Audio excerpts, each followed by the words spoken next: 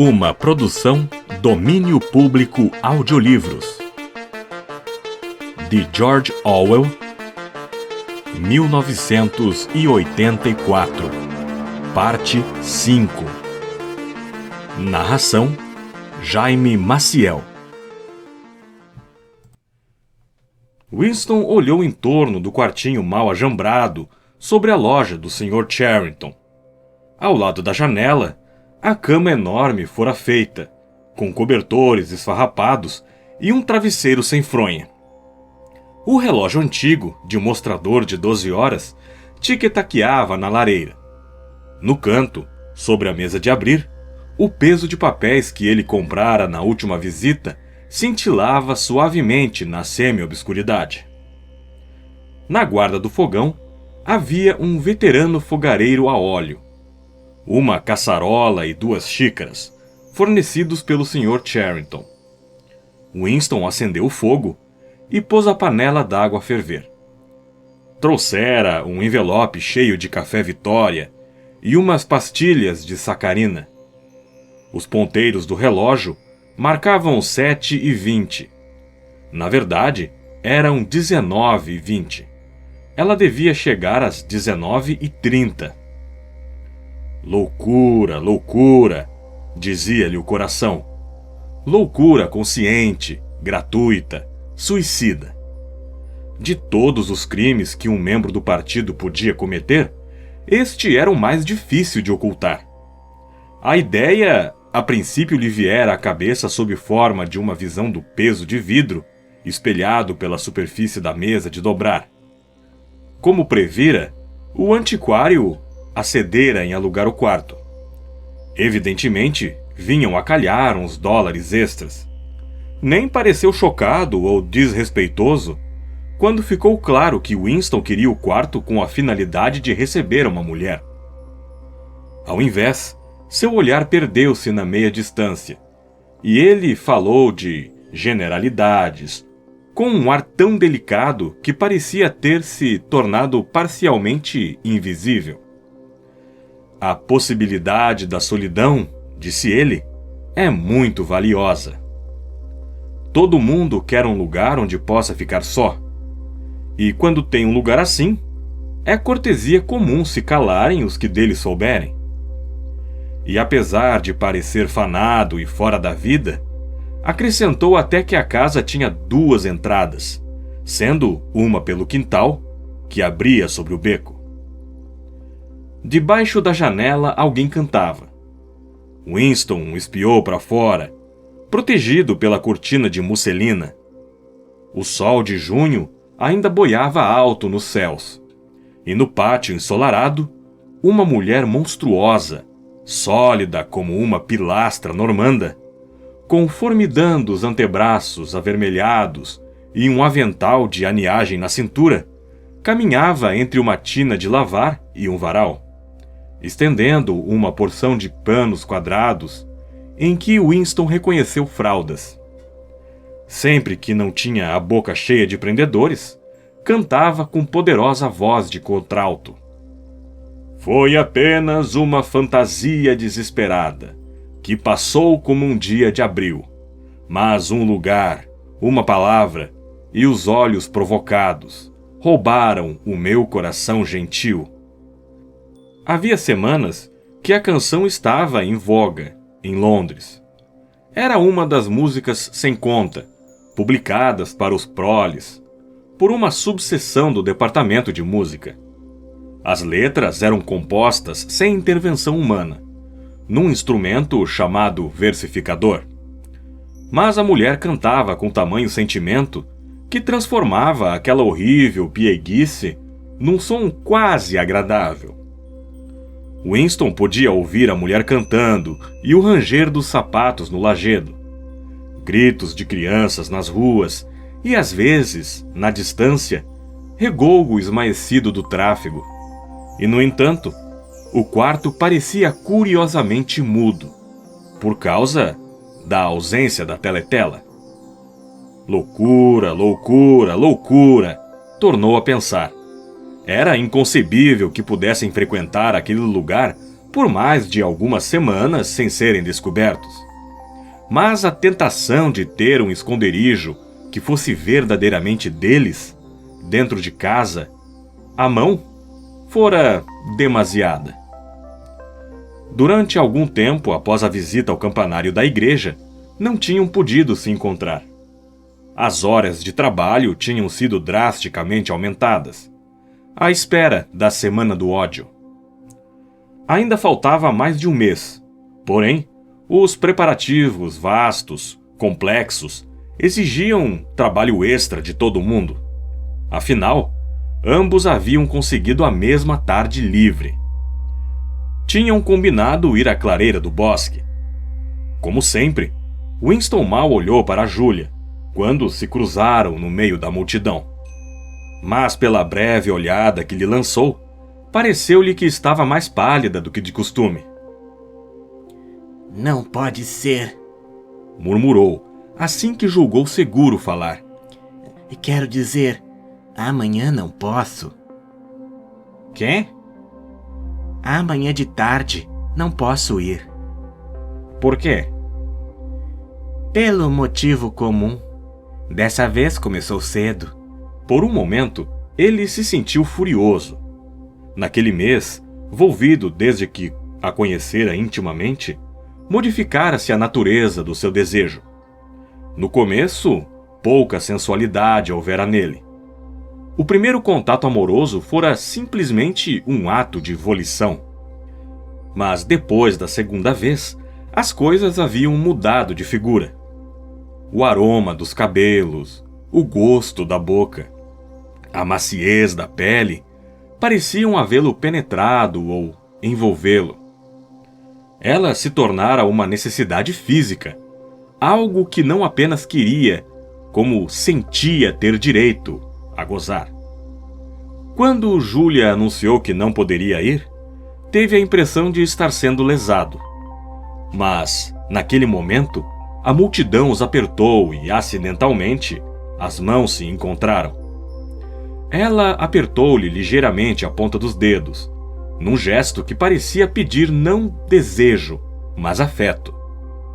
Winston raciocinou que, quando se vive com uma mulher, esse tipo de desapontamento deve ser uma coisa normal, que acontece mais de uma vez. De repente, dominou uma profunda ternura, como nunca sentira antes. Desejou que fossem um casal com 10 anos de existência em comum. Desejou passear com ela pelas ruas, como estavam fazendo naquele instante, mas abertamente, sem medo, falando de frivolidades e comprando pequenas bobagens para o lar. Desejou, acima de tudo, que tivessem um lugar onde ficar a sós, sem sentir a obrigação de fazer amor cada vez que se encontravam. Não foi exatamente naquele instante, mas no dia seguinte, que lhe ocorreu alugar o quarto do antiquário. Quando sugeriu o plano a Julia, ela concordou com inesperada presteza. Ambos sabiam ser loucura. Era como se dessem, de propósito, um passo para o túmulo. Sentado na beira da cama, Winston tornou a pensar nos porões do Ministério do Amor. Era curioso que aquele horror predestinado se acendesse e apagasse na sua consciência. Lá estava ele, fixado no tempo futuro, precedendo a morte com a mesma certeza que 99 precede 100.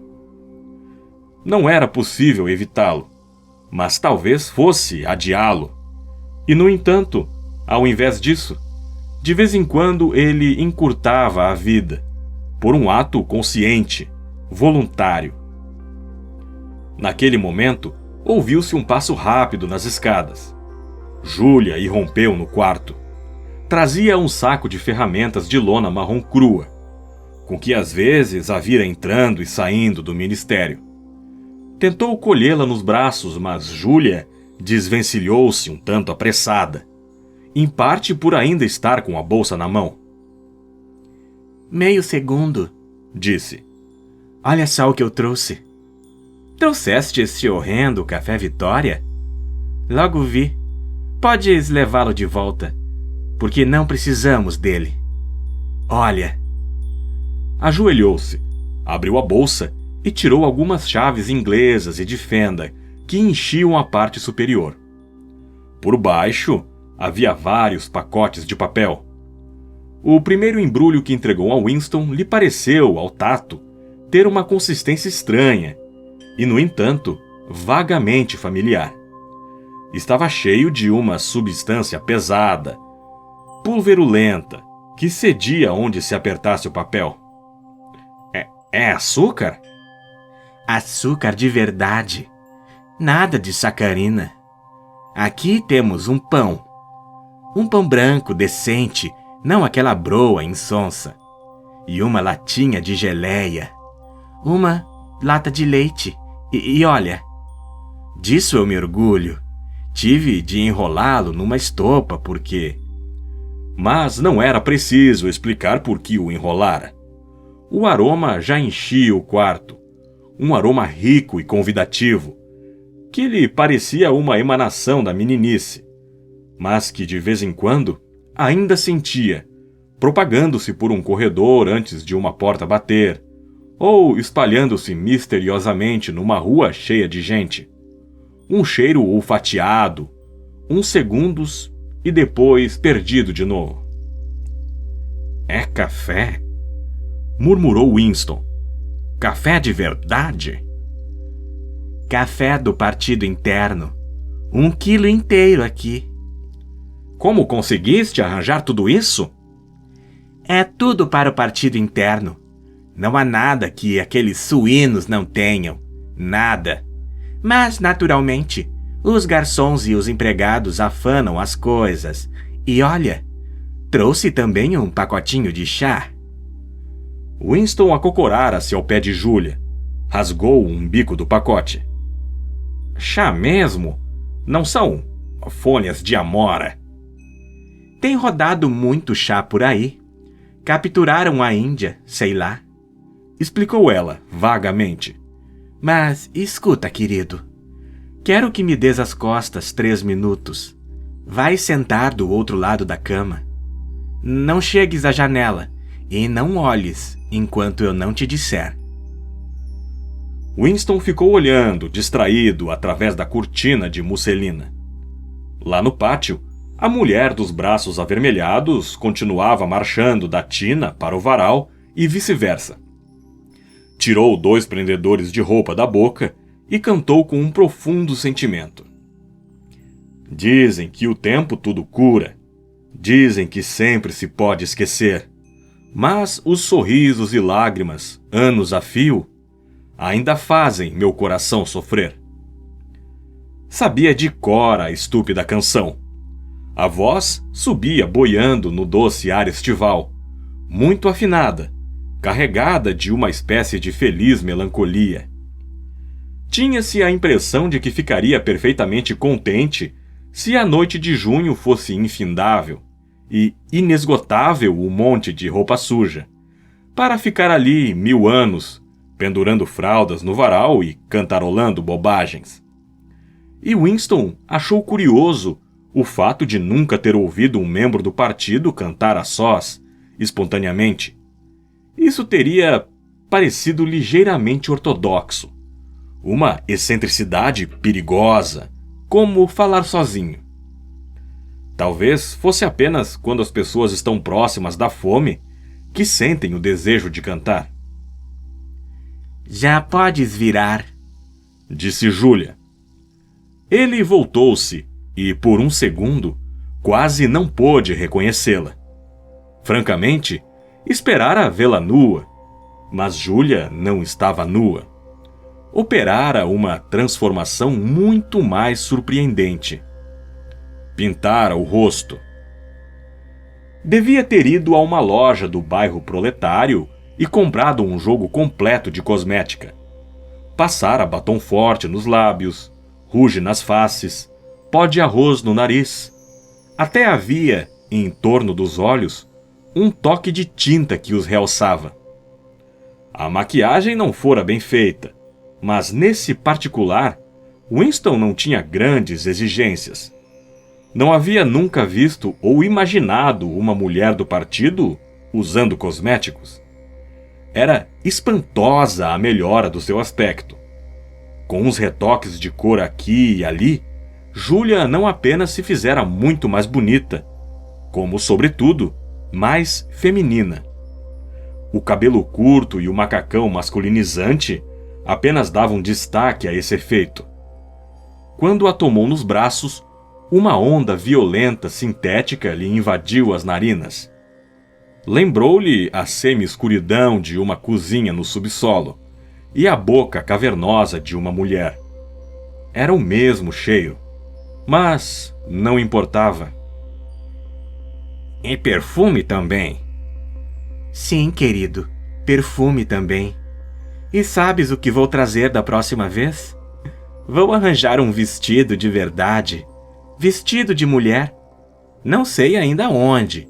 E vou usá-lo em vez dessas calças horrorosas. E vou usar meias de seda e sapatos de salto alto. Nesse quarto, serei mulher, não uma militante do partido. Jogaram a roupa para o lado e se aboletaram na vasta cama de mogno. Era a primeira vez que ele se despia de todo em presença dela. Até então, tivera muita vergonha do corpo pálido e magro, das varizes saltadas na barriga da perna e a mancha acima do tornozelo. Não havia lençóis, porém, o cobertor sobre o qual se haviam deitado era puído e liso. O tamanho e a elasticidade da cama os encheram de espanto. Com certeza está cheia de percevejos, mas que importa? Disse Júlia. Não se viam mais camas de casal, exceto na casa dos proles. Winston algumas vezes dormira numa na infância. Júlia, jamais. Tanto quanto podia se lembrar. Dali a pouco adormeceram. Quando Winston acordou, os ponteiros do relógio indicavam quase 9. Não se mexeu, porque Júlia estava dormindo com a cabeça apoiada na curva do braço dele. A maior parte da maquiagem se transferira para a cara dele e o travesseiro. Porém, uma mancha de ruge ainda realçava a beleza das maçãs do rosto de Júlia. Um raio amarelo do sol poente atravessava oblíquo os pés da cama e iluminava a lareira, onde fervia ruidosamente a água da caçarola. No pátio, a mulher se calara. Porém, débeis gritos de criança ainda flutuavam no ar, vindos da rua. Winston ficou a meditar vagamente se no passado abolido fora normal dormirem numa cama assim. Na fresca de uma noite de verão, um homem e uma mulher sem roupa, fazendo o amor quando quisessem, falando do que bem entendessem, sem sentir nenhuma obrigação de levantar, simplesmente largados no leito, ouvindo os ruídos pacíficos lá de fora. Não era possível que tivesse havido uma era em que tais coisas fossem comuns. Júlia acordou, esfregou os olhos e ergueu-se num cotovelo para olhar o fogareiro. Metade da água evaporou, disse ela. Daqui a 1 minuto, levanto e faço café. Ainda temos 1 hora. A que horas cortam a luz do seu prédio? Às 23h30. Na minha hospedaria, às 23. Mas precisas chegar mais cedo, porque... Ei, vai-te embora, bicho imundo! Ela, de repente, enredou-se na cama, apanhou um sapato do chão e atirou-o com força a um canto, com um gesto vigoroso, juvenil, como ele a vira fazer, jogando o dicionário de Goldstein aquela manhã, durante os 2 minutos de ódio. O que foi? Um rato mostrou o focinho ali naquele buraco do rodapé. Estás vendo o buraco? Preguei-lhe um bom susto. Ratos! Murmurou Winston. Nesse quarto? Andam por toda parte. disse Júlia, indiferente, tornando a deitar-se. Vivem até na cozinha da pensão. Alguns bairros de Londres pupulam de ratos. Sabias que atacam criancinhas? Pois é, atacam. Em algumas dessas ruas, uma mulher não tem coragem de deixar um filho sozinho 2 minutos. São os grandões, pardos, os piores. E o mais horrível é que os brutos... Chega! Implorou Winston, cerrando os olhos. Querido, estás tão pálido. Que aconteceu? Tens nojo de ratos? De todos os horrores do mundo, um rato. Ela apertou-se contra ele e enrolou as pernas e os braços dele, como que para tranquilizá-lo com o calor do seu corpo. Ele não reabriu os olhos imediatamente. Por alguns momentos, tivera a sensação de voltar a um pesadelo que se repetia ciclicamente na sua vida. Era sempre a mesma coisa. Estava parado diante de uma muralha de trevas. E do outro lado da muralha, havia algo insuportável. Algo demasiado horrível para se fazer face. No sonho, uma sensação mais profunda era sempre de auto-engano. Porque, de fato, não sabia o que havia atrás da muralha de treva. Com um esforço fatal, como se arrancasse um pedaço do próprio cérebro, poderia ter trazido o mistério à luz. Mas sempre acordava sem descobrir o que era. De certo modo, porém, ligava-se com o que dizia Júlia quando a interrompera. Desculpa, pediu ele. Não é nada. É que não gosto de ratos e pronto. Não te preocupes, querido. Não deixarei que bicharocos entrem aqui. Vou calafetar o buraco com aniagem antes de sairmos. E, da próxima vez, trago o reboco e tapo o orifício direitinho. Já fora meio esquecido o instante negro de pânico. Sentindo-se ligeiramente envergonhado de si mesmo, ele sentou-se, encostando na guarda da cama. Júlia saltou, vestiu o macacão e fez café. O cheiro que se elevou da caçarola era tão poderoso e inebriante que eles fecharam a janela. Não fosse alguém senti-lo e começar a especular. Ainda melhor que o sabor do café era a textura sedosa que lhe dava o açúcar, de que Winston quase esquecera após tantos anos de sacarina. Com a mão no bolso e segurando uma fatia de pão com geleia na outra, Júlia passeou pelo quarto, dando olhadas indiferentes à estante de livros, indicando a melhor maneira de consertar a mesa dobradiça, atirando-se na velha poltrona estofada para ver se era confortável e examinando o absurdo relógio de 12 horas, com uma espécie de chacota tolerante. Levou para a cama o peso de papéis, para examiná-lo na luz melhor. Ele tomou-o, fascinado, como sempre, pelo aspecto macio de água de chuva do vidro secular. Que é isso? Indagou Júlia. Não creio que seja nada. Quer dizer, não creio que tenha servido para nada. É por isso que gosto dele. É um pedacinho de história que se esqueceram de alterar.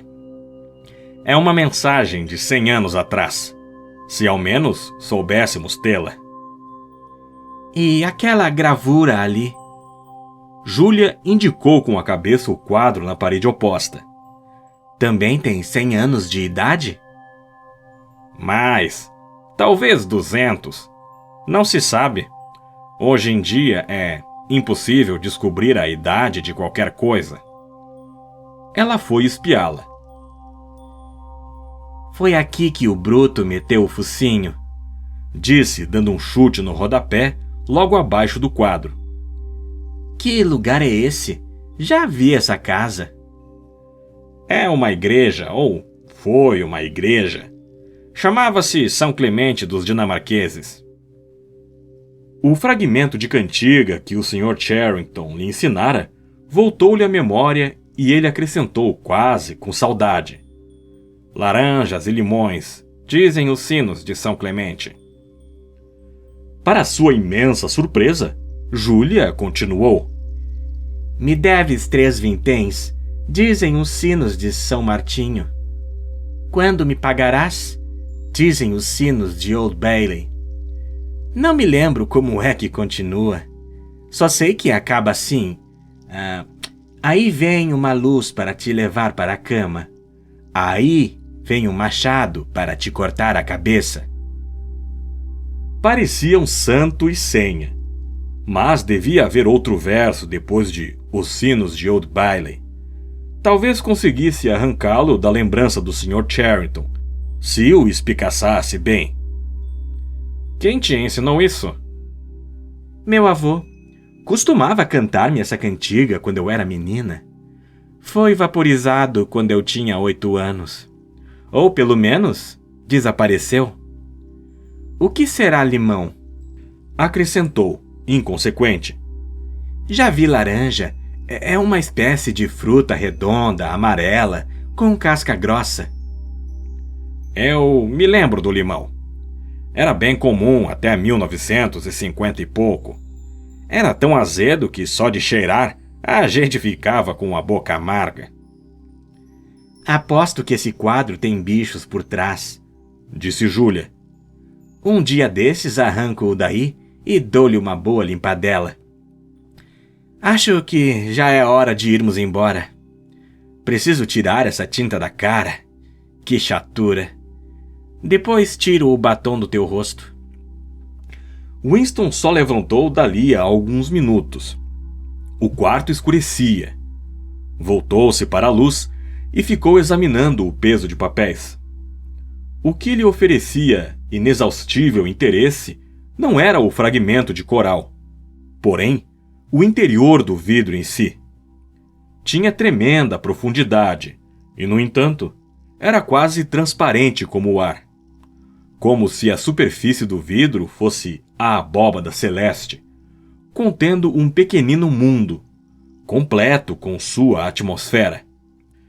Winston tinha a impressão de poder penetrá-lo, e que de fato estava nele, junto com a cama de mogno e a mesa dobradiça, o relógio, a gravura em aço e o próprio peso de papéis.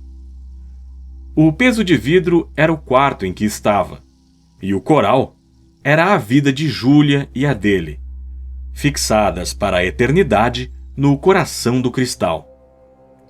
Sime desaparecera. Um dia faltou ao trabalho. Alguns levianos comentaram sua ausência. No dia seguinte, ninguém mais falou dele. No terceiro dia, Winston foi ao vestíbulo do departamento de registro examinar o indicador geral. Um dos avisos era uma lista impressa de membros do comitê de xadrez, do qual Sime fizera parte. Tinha quase exatamente o mesmo aspecto que antes. Nada fora arriscado, mas faltava um nome. Bastava. Sime deixara de existir. Nunca existira. Fazia um calor infernal. No labirinto ministerial, as salas sem janelas, com ar-condicionado, tinham temperatura normal. Mas lá fora, as calçadas assavam os pés da gente, e era um horror o mau cheiro dos subterrâneos na hora de maior tráfego. Iam a pleno vapor os preparativos da Semana do Ódio, e o pessoal de todos os ministérios trabalhava extraordinário. Passeatas, comícios, paradas militares, conferências, exposições de bonecos de cera, sessões cinematográficas, programas de teletela. Era preciso organizar tudo. Era preciso montar palanques, fazer efígies, inventar lemas, escrever canções, circular boatos, falsificar fotos. Os colegas de Júlia, no departamento de ficção, haviam suspendido a produção de novelas e estavam redigindo uma série de panfletos de atrocidades. Winston, além do seu serviço regular, passava longas horas, todos os dias, examinando exemplares atrasados do Times, alterando e embelezando tópicos que seriam citados nos discursos.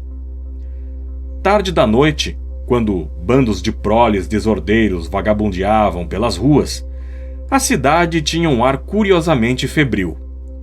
As bombas-foguetes caíam com maior frequência, e às vezes havia na distância enormes explosões que ninguém sabia explicar, e a respeito das quais corriam cabeludos boatos. A nova toada que seria prefixo musical da Semana do Ódio, Canção do Ódio era o seu título, já fora composta e era tocada incessantemente nas teletelas. Tinha um ritmo selvagem, de latido, que não podia exatamente ser chamado de música, e parecia o rufar de um tambor. Entoada por centenas de vozes, ao som de passos em marcha, era aterrorizante. Os proles a haviam adotado, e nas ruas, à noite, competia com a sempre popular Foi Apenas Uma Fantasia Desesperada. Os filhos dos Pearsons a tocavam, a qualquer hora da noite ou do dia, com um pente e um pedaço de papel higiênico. As noites de Winston estavam mais ocupadas que nunca. Bandos de voluntários organizados por Pearsons preparavam a rua para a semana, cosendo bandeiras e faixas, pintando cartazes, fixando paus de bandeira nos telhados e arriscando o pescoço para esticar fios através da rua, para suster as faixas.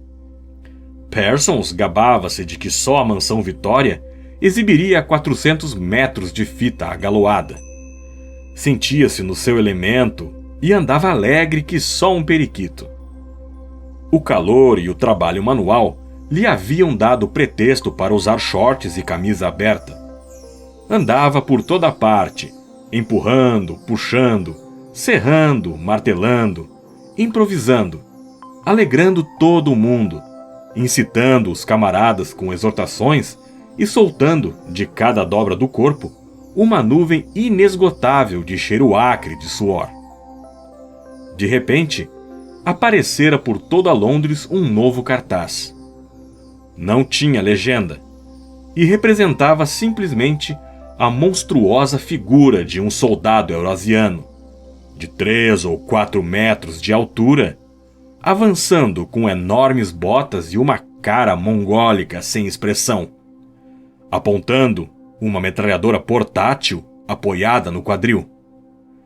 De onde quer que se olhasse o cartaz, o cano da metralhadora, ampliado pela perspectiva, parecia apontar para a gente.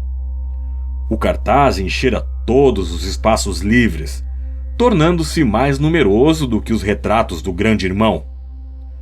Os proles, normalmente apáticos em relação à guerra, estavam sendo incitados a um dos cíclicos frenesis de patriotismo. Como que para se harmonizar com a atitude geral, as bombas-foguetes matavam mais gente do que de costume. Uma caiu em Stepney, num cinema cheio, sepultando várias centenas de vítimas nas ruínas. Toda a população da vizinhança saiu à rua, para um longuíssimo cortejo fúnebre, que durou horas e foi, na verdade, um comício de indignação. Outra bomba caiu sobre um terreno baldio, usado como parque infantil, e fez picadinho de várias dezenas de crianças. Houve outras demonstrações de raiva. Goldstein foi queimado em efígie, centenas de cartazes do soldado eurasiano foram rasgados e jogados nas fogueiras, e uma porção de lojas foram pilhadas. Na confusão, correu então um boato de que os espiões estavam dirigindo as bombas-foguete por meio de ondas de rádio, e um velho casal, suspeito de ser de origem estrangeira, teve a casa incendiada e morreu sufocado. No quarto, em cima da loja do Sr. Charrington, quando conseguiam ir lá, Julia e Winston ficavam deitados, lado a lado, na cama debaixo da janela, nus por causa do calor. O rato não voltara mais, porém, Os percevejos se haviam multiplicado nefandamente. Não parecia lhes importar. Sujo ou limpo, o quarto era o paraíso. Assim que chegavam, polvilhavam tudo com pimenta comprada no mercado negro. Tiravam a roupa e faziam o amor com o corpo suado. Adormeciam e despertavam para verificar que os percevejos haviam reagido e se agrupavam para o contra-ataque. Durante o mês de junho encontraram-se 4, 5, 6, 7 vezes. Winston abandonara o hábito de beber gin a toda hora. Parecia não precisar mais dele.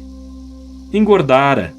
A variz ulcerada sarara, deixando apenas uma nódoa parda na pele, acima do tornozelo. Não sofria mais de excessos de tosse de madrugada. O processo da vida cessara de ser intolerável, e não sentia mais ímpetos de fazer caretas para a teletela, nem de gritar nomes feios. Agora que possuíam um esconderijo seguro, quase um lar, já não lhes parecia tão mal encontrar-se frequentemente, e apenas por algumas horas. O que importava era a existência do quarto sobre a loja do antiquário. Saber que estava lá, inviolado, era quase o mesmo que estar nele. O quarto era um mundo, uma redoma do passado, onde sobreviviam animais extintos. O antiquário, pensava Winston, era outro animal extinto. Geralmente se detinha uns minutos para conversar com ele antes de subir. O velho parecia sair raramente, ou nunca, e tampouco parecia ter fregueses. Levava uma existência fantasmal, entre a lojinha escura e uma cozinha ainda menor, onde preparava as refeições e que continha, entre outras coisas, um gramofone incrivelmente antigo, com uma enorme trompa. Parecia contente de poder conversar. Perambulando no meio dos seus estoques de frioleiras, com o nariz comprido, os óculos espessos e os ombros arcados metidos num paletó de veludo, tinha sempre um ar vago, mais de colecionador do que de mercador. Com desbotado entusiasmo, acariciava uma velharia insignificante. Uma tampa de porcelana para a garrafa, um pedaço pintado de caixa de rapé, um medalhão de pechisbeque contendo um anel de cabelo de alguma criança morta, sem nunca pedir a Winston que comprasse nada, mas apenas que admirasse. Conversar com ele era como ouvir uma caixa de música já gasta. Tirara dos cantos da memória outros fragmentos de cançonetas esquecidas. Havia uma que falava de 24 gralhas, outra a respeito de uma vaca de chifre partido, e ainda outra sobre a morte do pobre pinta-roxo. "Pensei que o senhor poderia se interessar", dizia, com uma risadinha de desculpas, sempre que apresentava outro fragmento. Mas nunca podia lembrar mais do que alguns versos de cada canção. Winston e Julia sabiam, de modo que nunca baniam do espírito, que não podia durar muito o que estava acontecendo. Havia ocasiões em que a morte vindoura parecia tão palpável quanto a cama que ocupavam. E então se agarravam com uma espécie de desesperada sensualidade, como uma alma danada se agarra ao último bocado de prazer quando faltam apenas 5 minutos para soar a hora. Mas havia também ocasiões em que tinham a ilusão, não apenas de segurança, como de permanência. Tinham a impressão de que enquanto estivessem naquele quarto, nenhum mal lhes podia advir. Chegar até lá era difícil e perigoso, mas o quarto era um santuário. Era como se Winston olhasse dentro do peso de papel, com sensação de ser possível penetrar aquele mundo de vidro, e que uma vez dentro dele, o tempo se imobilizaria. Com frequência se entregavam a sonhos escapistas conscientes. A sorte haveria de ajudá-los indefinidamente e continuariam a aventura até o fim da vida natural. Ou Catherine morreria e, com auxílio de manobras sutis, Winston e Julia conseguiriam casar. Ou então se suicidariam juntos. Ou desapareceriam, alterando as fisionomias de modo que ninguém os reconhecesse. Aprenderiam a falar com sotaque proletário, arranjariam emprego numa fábrica e viveriam até o fim numa ruela obscura. Tudo tolice, como bem sabiam. Na verdade, não havia fuga. Não tinham intenção de executar nem o único plano praticável, o suicídio. Viver dia a dia, semana a semana, esticando um presente que não tinha futuro, parecia um instinto irresistível, como os nossos pulmões sempre procuram inspirar enquanto existe ar. Às vezes falavam também de se dedicar à rebelião ativa contra o partido, sem a menor noção de como dar o primeiro passo. Mesmo que a fabulosa fraternidade existisse, havia o problema de encontrar o caminho dos seus quadros. Contou a Julia a estranha intimidade que existia, ou parecia existir, entre ele e O'Brien, e o impulso que às vezes sentia de comparecer simplesmente à presença de O'Brien, anunciar-se como inimigo do partido e pedir-lhe auxílio. Curioso que isso não parecesse a Julia nada de impossivelmente audacioso. Estava acostumada a julgar as pessoas pela fisionomia, e lhe parecia natural que Winston acreditasse e confiasse em O'Brien, por causa de uma simples olhada. Além do mais, parecia-lhe ponto pacífico que todo mundo, ou quase, odiava secretamente o partido, e haveria de quebrar suas leis se acreditasse poder fazê-lo em segurança. Mas recusava-se em acreditar que existisse, ou pudesse existir, oposição generalizada, organizada. As caraminholas a respeito de Goldstein e o seu exército clandestino, dizia ela, não passavam de besteiras que o partido inventara, para servir a seus propósitos, e que os militantes fingiam crer. Vezes, sem conta, em comícios do partido e demonstrações espontâneas, ela gritara a plenos pulmões, pedindo a execução de gente cujos nomes nunca ouvira, e em cujos supostos crimes não acreditava de modo algum.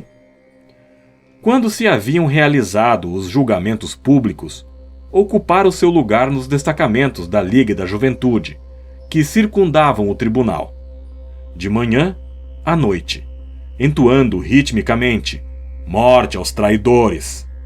Durante os 2 minutos de ódio, sempre superava os outros nos insultos a Goldstein. Entretanto, tinha ideia muito obscura de quem fosse Goldstein e que doutrinas pregava.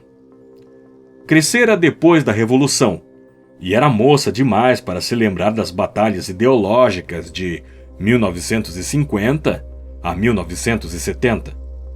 Era coisa que não podia imaginar um movimento político independente. E depois, o partido era invencível. Sempre existiria e seria sempre o mesmo. Só era possível rebelar-se contra ele por desobediência secreta, ou no máximo, por atos isolados de violência, como assassinar alguém, dinamitar alguma coisa. De certo modo, era muito mais alerta do que Winston, e muitíssimo menos suscetível à propaganda do partido. Uma vez, quando ele mencionou a guerra contra a Eurásia, a propósito de qualquer coisa, ela o espantou dizendo com toda naturalidade que, na sua opinião, não havia guerra alguma. As bombas-foguetes que caíam diariamente sobre Londres eram provavelmente disparadas pelo governo da própria Oceania, só para amedrontar a turma. Era uma ideia que jamais ocorrera a Winston. Também provocou uma espécie de inveja nele, contando-lhe que durante os 2 minutos de ódio tinha grande dificuldade para não estourar em gargalhadas. Porém, só punha em dúvida os ensinamentos do partido quando a interessavam pessoalmente.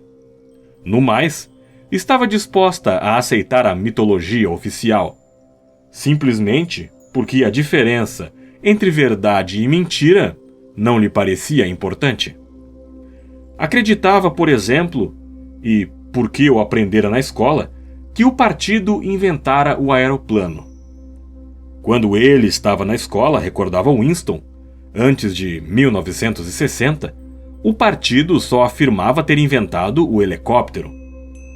12 anos mais tarde, no tempo de Julia, já reclamava o avião. Dali a uma geração, com certeza se apossaria da máquina a vapor. E quando ele disse que os aviões existiam antes dele nascer, e muito antes da Revolução, o fato pareceu a Julia totalmente sem interesse. Afinal, que importava o inventor dos aeroplanos? Foi choque maior para ele descobrir, por um comentário passageiro, que ela não se lembrava de que 4 anos atrás a Oceania estivera em guerra com a Lestásia e em paz com a Eurásia. Era verdade que considerava a guerra uma farsa, mas, aparentemente, não notara nem a mudança do nome no inimigo. Pensei que sempre estivéssemos em guerra com a Eurásia, exclamou evasivamente. Isso o amedrontou um pouco.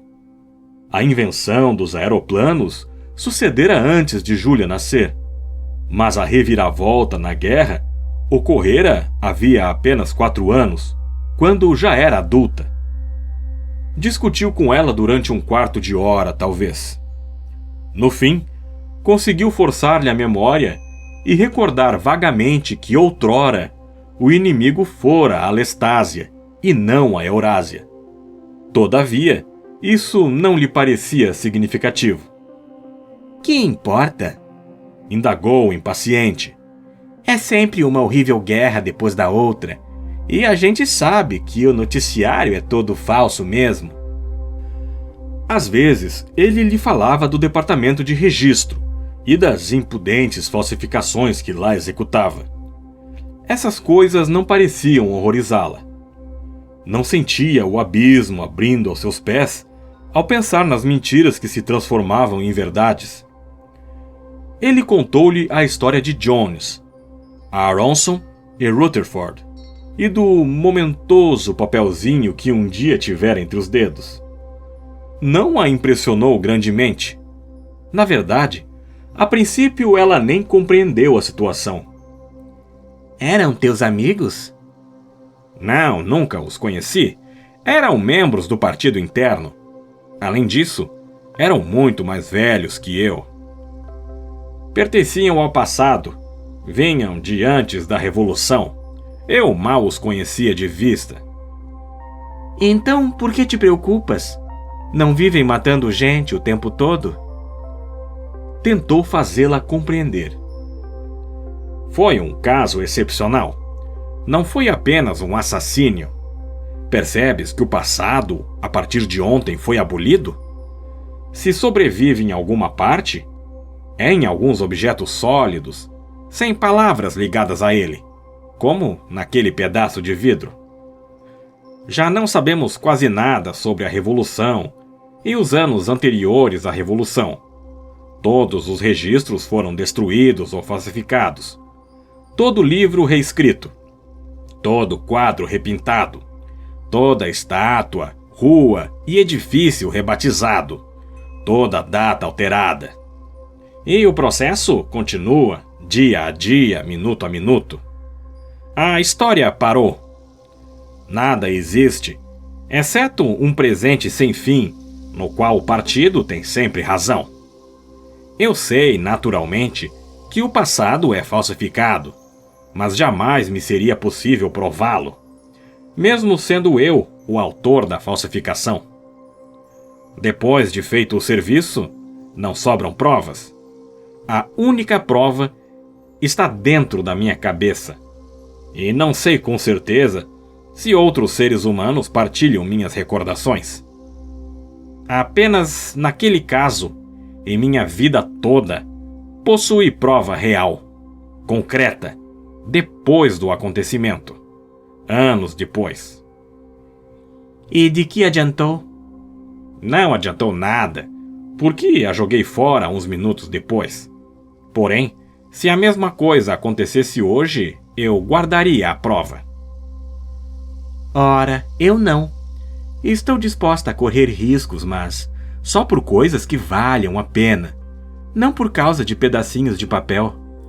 Que poderias fazer com um recorte se o guardasse? Pouca coisa, talvez, mas era a prova. Poderia ter semeado algumas dúvidas aqui e ali, supondo que ousasse mostrá-lo a alguém.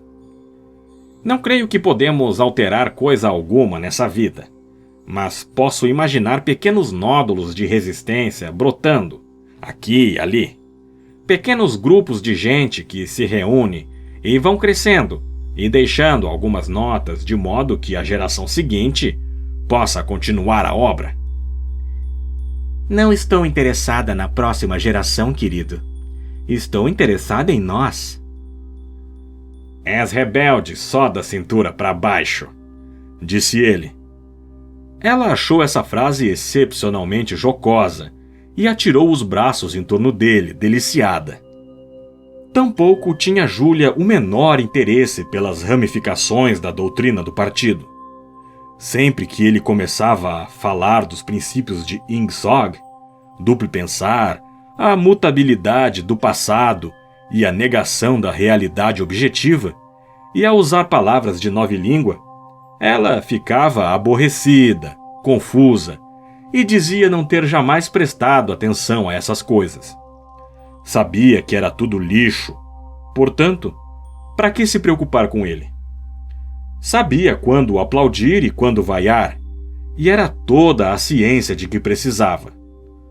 Quando ele persistia em falar de tais assuntos, Júlia tinha o hábito desconcertante de adormecer.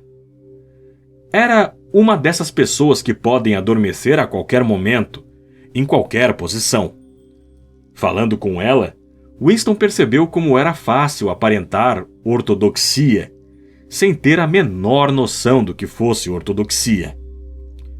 De certo modo, o ponto de vista do partido se impunha com mais êxito às pessoas incapazes de compreendê-lo.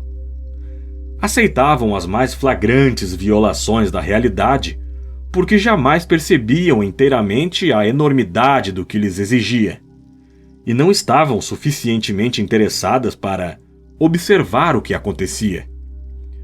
Graças à falta de compreensão, permaneciam sãs de juízo. Apenas engoliam tudo, e o que engoliam não lhes fazia mal, porque não deixava resíduo, do mesmo modo que um grão de milho passa sem ser digerido pelo corpo de uma ave. Por fim acontecera. Chegara a esperada mensagem. Pareceu-lhe que a vida toda estivera esperando aquilo. Caminhava pelo longo corredor do ministério e estava quase no local onde Júlia lhe metera o bilhete na mão, quando percebeu que o seguia alguém, mais encorpado que ele. Essa pessoa, fosse quem fosse, tossiu um pouco, como um prelúdio à fala. Winston parou abruptamente e voltou-se. Era O'Brien. Afinal, encontravam-se face a face, e pareceu-lhe que o seu único impulso era fugir. O coração martelava furiosamente. Não conseguiria falar. O'Brien, todavia, continuara no mesmo movimento, colocando a mão por um momento no braço de Winston, de modo que agora caminhavam lado a lado. Começou a falar com a solene cortesia, característica que tanto o diferenciava da maioria dos membros do partido interno. Tinha esperança de poder falar, disse. Li outro dia no Times teu artigo em nova língua. Tens um interesse de erudito na nova língua, não é? Winston recuperara um pouco do seu autocontrole. Erudito, não. Sou um mero amador. Não é o meu forte. Nunca tive nenhuma interferência na construção do idioma. Mas o escreve com muita elegância, insistiu O'Brien. E não é apenas a minha opinião. Recentemente conversei com um amigo teu que é um perito. No momento, foge-me da memória o nome dele. O coração de Winston tornou a pular, doloridamente. Era inconcebível que aquelas palavras não fossem referência a Sime. Porém, Sime não estava apenas morto, fora abolido. Era uma impessoa. Seria mortalmente perigoso fazer-lhe uma referência identificável. A observação de O'Brien deveria, evidentemente, ser tomada como sinal, código. Dividindo uma pequena crime-ideia, os dois tornavam-se cúmplices. Tinham continuado pelo corredor, mas de repente O'Brien se deteve. Com a amistosidade curiosa e desarmante que sempre lograva comunicar ao gesto, recolocou os óculos no nariz e continuou. O que eu de fato queria te dizer, a propósito do artigo, é que notei o uso de duas palavras obsoletas, que se tornaram obsoletas muito recentemente. Já viste a 10ª edição do Dicionário de Nova Língua? Não creio que já tenha sido publicado. No departamento de registro ainda usamos a 9ª. Creio que a 10ª edição só será publicada daqui a alguns meses, mas foram preparados alguns exemplares especiais de amostra, e eu recebi um. Talvez gostasses de examiná-lo. Apreciaria imenso, disse Winston, percebendo imediatamente aonde levava a conversa. As novidades são muito engenhosas. A redução do número de verbos, por exemplo. Creio que gostarás de ver isso. Vejamos, mando-te um mensageiro te entregar o dicionário? O pior é que, invariavelmente, me esqueço de tudo. O melhor talvez seria ires buscá-lo no meu apartamento, a hora que quisesses. Espera que já te dou meu endereço. Estavam parados diante de uma teletela. Um tanto distraído, O'Brien procurou em 2 bolsos e deles tirou um pequeno caderno de capa de couro e uma lapiseira tinta de ouro. Logo abaixo da teletela, em posição tal que pudesse ser lido por quem estivesse de plantão no outro extremo do fio do aparelho, ele rabiscou o endereço, arrancou a página e deu a Winston. Em geral estou em casa à noite, disse ele. Se não estiver, a minha empregada te entregará o dicionário. E afastou-se, deixando Winston com o pedaço de papel, que dessa vez não havia necessidade de esconder. Não obstante, decorou-o cuidadosamente, e algumas horas mais tarde jogou-o no buraco da memória, com um maço de outros papéis. Tinham conversado um par de minutos no máximo. O episódio só podia ter um significado. Fora engendrado como meio de dar a Winston o endereço de O'Brien. Isso era necessário, porque, exceto pela pergunta direta, não era nunca possível descobrir onde morava uma pessoa. Não havia guias nem indicadores de espécie alguma. Se queres me ver, podes me encontrar aqui. Era o sentido da mensagem de O'Brien. Talvez até houvesse um recado oculto no dicionário. Fosse como fosse, uma coisa era certa. A conspiração com que sonhava existia, e ele alcançara a sua periferia. Sabia que mais cedo ou mais tarde obedeceria ao chamado de O'Brien. Talvez amanhã, talvez após longa espera, não tinha certeza. O que estava acontecendo era apenas o desenvolvimento de um processo iniciado muitos anos antes. O primeiro passo fora um pensamento secreto, involuntário. O segundo fora o início do diário. Passara das ideias às palavras, e agora, das palavras aos atos. O último passo era algo que teria lugar no Ministério do Amor. Ele o aceitara. O fim estava contido no começo, mas era assustador, ou mais exatamente, era um prenúncio de morte, como se estivesse menos vivo. Até mesmo falando com O'Brien, um tiritar de frio se apossara do corpo de Winston, quando o significado das palavras calou. Tivera a sensação de pisar na terra úmida de um túmulo, e não era consolo algum saber que o túmulo lá estava, à sua espera. Você está escutando o livro 1984, uma produção exclusiva do canal Domínio Público Audiolivros. Se inscreva no canal, curta, compartilhe. Nos vemos no próximo vídeo.